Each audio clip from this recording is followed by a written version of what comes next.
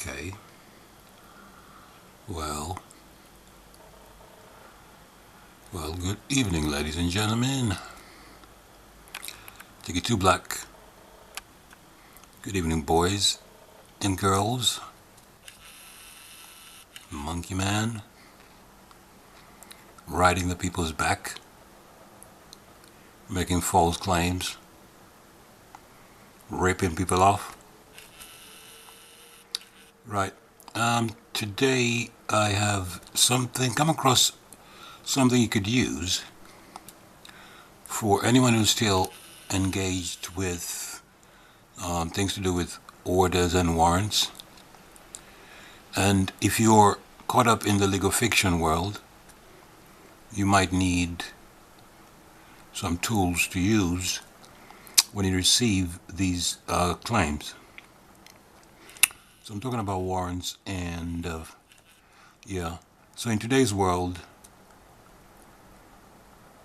there are people who are engaged, or put it clearly, the Monkey Man is involved in racketeering. That's what he's doing. So what he's doing is issuing instruments that have no legal validity, but these are purported instruments. However, in the legal fiction world, since anyone can express an interest in anyone else's property, purporting is allowed. So if somebody makes a claim on your property and you make no objection or proper rebuttals, then by their fake rules, regulations, their claim stands. So that's what it is. Their claim stands, whether or not it's a false claim. So that's a racketeering business. So in this legal fiction world, you're going to find people who are always going to make claims, supposing or pretending to be enforcing, and that's the wording they use. They use the wording enforcement. You see, you cannot enforce a valid contract. You cannot enforce anything else. Oh, by the way, the spring is sprang. Very good. We're in the third week of the year now. So the spring is sprang. The flowers are back. The little birdies are back. So it's been a turn. So when the sun doesn't come back, and the sun is going to come back to set right behind those towers. You see them? Big hand. Oh boy, too fat a hand.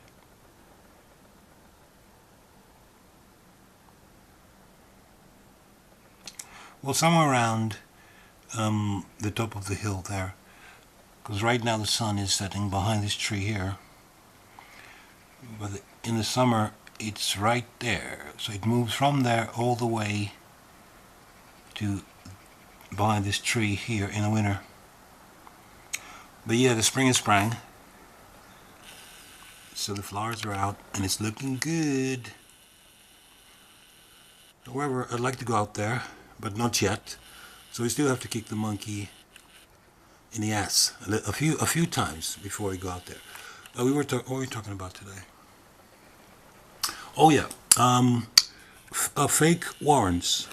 So I come across a letter that we used a couple of years ago for some idiots. One of these monkey people decided that they wanted to come to someone's house on the Christmas day and take his belongings, because apparently he hadn't paid some taxes to some people, right? So yeah, this is some of the wording you can use if you're still caught up with the legal fiction language, and if you're caught up in a civil claim, or somebody tries to move on you in the public.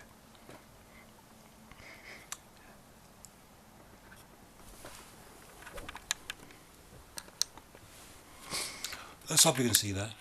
I hope it's going to come out clear. If it's not very clear, you can always pause it. But I hope it is. And it simply said, today in receipt of the letter, blah, blah, blah. And what they say is they have a warrant, presumably taking TCG is taking control of goods procedure. Right? Now with this one, we just took the piss. We just took the piss and we took some of his wording out of it. What he said was that he was going to take this guy's TVs, DVDs, and go and sell them at auction. Yep. And also the cost for arranging transport to remove the goods. This is how cheeky these idiots are. So he just said, fine, we accept your condition, your offer, that you intend to come on Christmas Day to collect this stuff, fine. We also told them that I confess that I offer a prompt remedy. You always have to offer remedy for every claim they make, but on condition. And therefore, this is a piss take. And therefore, condition accept the terms of your offer so as to avoid the distress, you monkey man, and the humiliation, you stupid little boy, of having my TVs, DVDs, and other electric items and valuables being sold at auction. Because his wording was this: if you don't pay us up, right, we're going to come and take your TV and DVDs and electrical goods and you're going to sell this at public auction. It's going to be humiliating for you, so pay us up. Alright? So he said, please provide within 3 days, number one, the judgment order, because his wording was wrong anyway. So he just wrote down what he wrote. Order to force entry into these premises. That is not English. Force entry into these premises is BS. So that's number one. He's not going to have that. Number two, disclose who applied for the order. Who applied for it? Which member of staff in your stupid little team applied for this order? And put their signature to it. The sign of nature. That they have first-hand knowledge of that information. You see. They don't have that. Number three, disclose the identity of the dick judge who considered the application and issued the warrant. A dick judge is not a real judge. A dick judge is a solicitor who sucked it for so long, 25 years, they get to be given a status as a dick DJ. Alright? So he's not going to have it. Identity, hup. Those are issued by, not judges. The fake warrants are issued by team leaders who are what they call HM staff members. The administrative staff. They have no judicial authority to issue any warrant.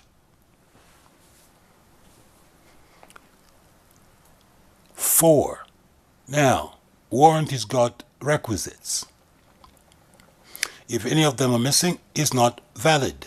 So you want to see a warrant with a date on it, the number of the warrant, and the court that issued it, the seal of the court, the terms of the warrant, and the identity of the moron who issued it.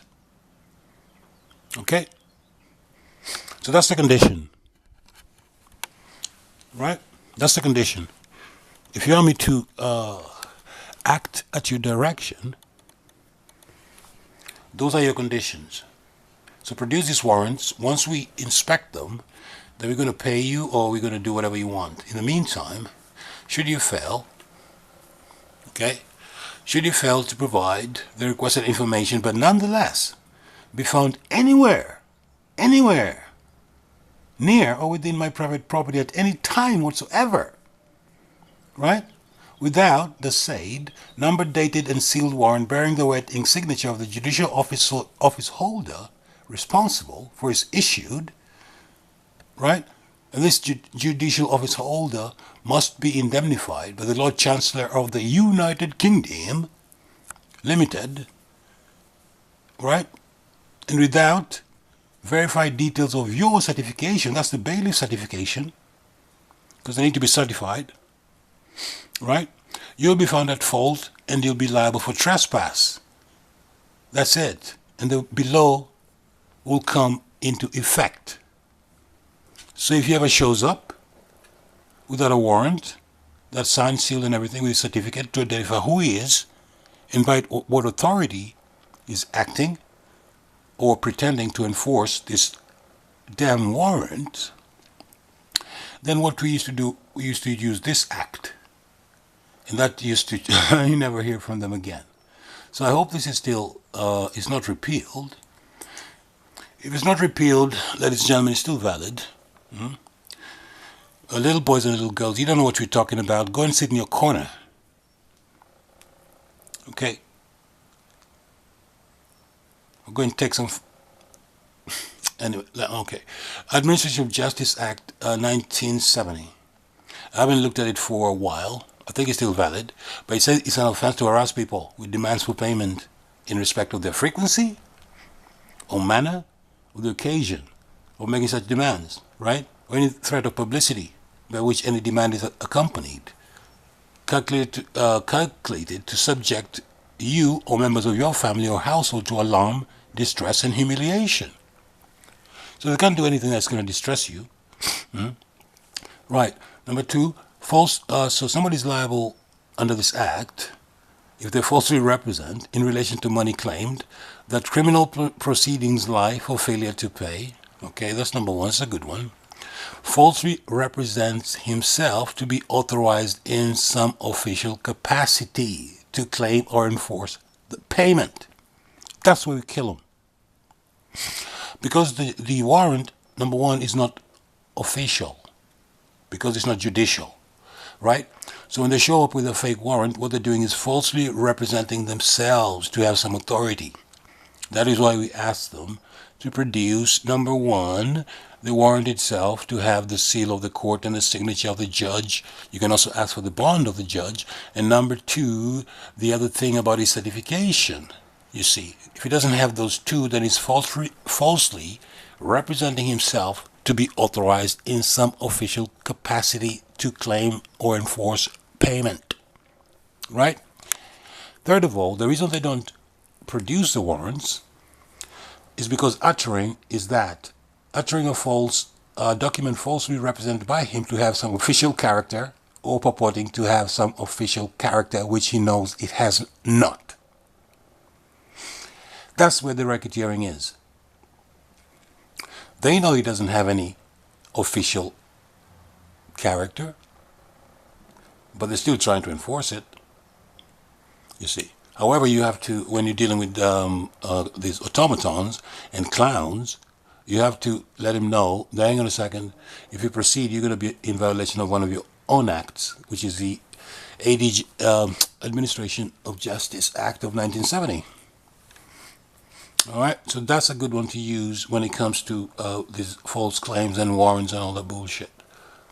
There's more. A person may be found guilty of an offense by virtue of Section 1A of the same Act if he concerts with others in taking of such action as is described in the paragraph, notwithstanding that his own course of conduct does not itself amount to harassment. So he doesn't have to do much. He just had to show up with a paperwork and is liable. But we have enough of this stuff. I can go on forever and ever with these things. So if they want to play acts, we have acts. And we can act better than the monkey man. Okay. So if the HRA is still valid, so Article 8, that's the right to privacy. You can still use that. So a bailiff rendered a trespasser is liable for penalties in tort, and the entry may be in breach of Article 8 of the European Convention on Human Rights if the entry is not made in accordance with the law. The law says you need to produce a valid warrant that's signed by a judicial office holder, you monkey boy, or you can be in violation of the Administration of Justice Act. You see. So that's how we go. That's how we're going with it. So that's one act that you can use to get the monkey off your back with his fake warrants. The warrants are not valid for numerous reasons. So don't be a victim of racketeering.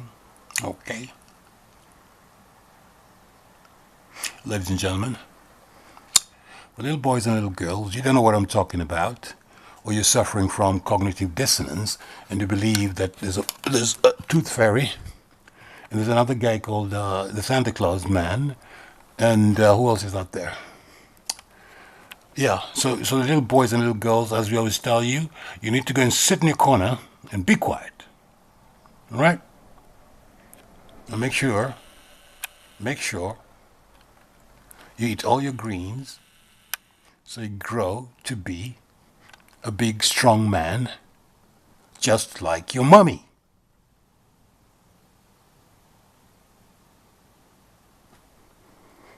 There you go. So take it to black, still spinning in space. Yeah, we're gonna do a talk about the flipping astronauts in a minute. Yeah, we're gonna do a talk. There's somebody who's living in a space station, right? And they're floating upside down and flipping and a whole bunch of nonsense. So yes, so that's it. The Administration of Justice Act today, ladies and gentlemen, and stick it to black, and we'll hit you right back.